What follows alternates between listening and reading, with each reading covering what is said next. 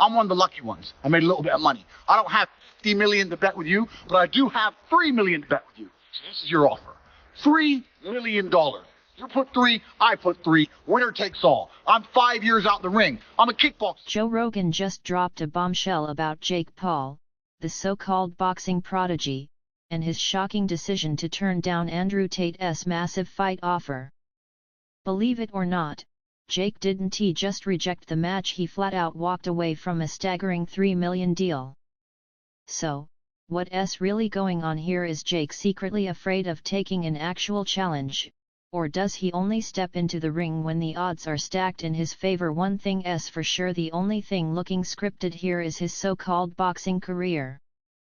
Joe Rogan just dropped a bombshell about Jake Paul, the so-called boxing prodigy, and his shocking decision to turn down Andrew Tate's massive fight offer.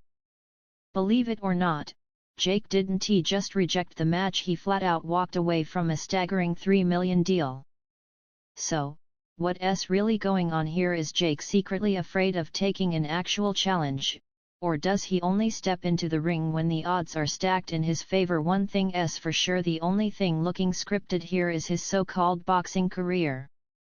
Jake Paul loves to brag about taking on all challengers until a real test comes his way. The moment things get serious, he suddenly backs out. And who better to call him out than Joe Rogan and Andrew Tate? If there were a guide on dodging real competition while claiming to be the best, Jake Paul might as well be the author. When Andrew Tate, a former kickboxing champion and master of controversy, called out Jake Paul, the internet went wild. Tate wasn't just talking, he put $3 million on the line and issued a no excuses, anytime, anywhere challenge. But instead of stepping up and lacing his gloves, Jake hesitated. And not the kind of hesitation that builds suspense, the awkward kind that makes you wonder if he was scrambling to text his PR team for a way out. And then came Jake's brilliant pivot, fighting Mike Tyson. Yes, the 57-year-old retired legend who hasn't been in his prime since the days of VHS tapes. In his infinite wisdom, Jake decided that stepping into the ring with Tyson was a better move than facing Andrew Tate, a fighter who's not only in peak condition but also dangerously unpredictable. It was a calculated decision, no doubt, but it screamed one thing louder than anything else: fear. And let's be real, the Tyson fight was clearly scripted, something Jake could never pull off against Andrew Tate. Let's not pretend this is the first time Jake Paul has dodged a fight he couldn't control. His entire boxing career has been a masterclass in cherry-picking opponents. Former basketball players check. Retired MMA fighters with zero boxing experience double check. And now, Mike Tyson, a retired heavyweight with just enough fame to sell tickets but not enough speed to pose a real threat. It's a pattern so obvious that even Jake's most loyal fans are starting to catch on. Joe Rogan didn't hold back on his podcast, calling Jake out for his carefully curated matchups. He's fighting old, undersized guys, Rogan said, voicing what everyone else was already thinking. Jake doesn't want to fight Andrew Tate because Tate is younger, faster, and far more unpredictable than anyone he's faced. Rogan took it a step further, saying Jake's refusal to fight Tate proves he's more focused on protecting his record than proving himself as a legitimate boxer. Now, let's talk about Andrew Tate for a second.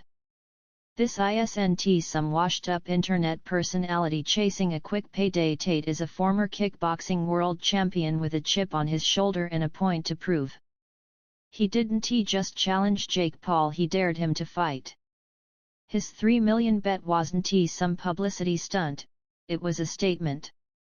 Tate knew Jake wouldn't take the fight, and he wanted to make that fact as public as possible. But Tate didn't stop at the initial call-out.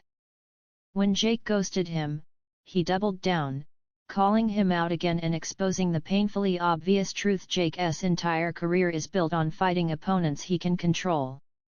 There's a difference between training and being a fighter, Tate said, throwing one of the harshest truths at Jake's carefully crafted persona. Then, he drove the point home with one final blow: prime fighters destroy hobbyists. Jake's silence after Tate's second challenge was deafening. For someone who never stops talking when it comes to hyping his fights, Jake suddenly had nothing to say.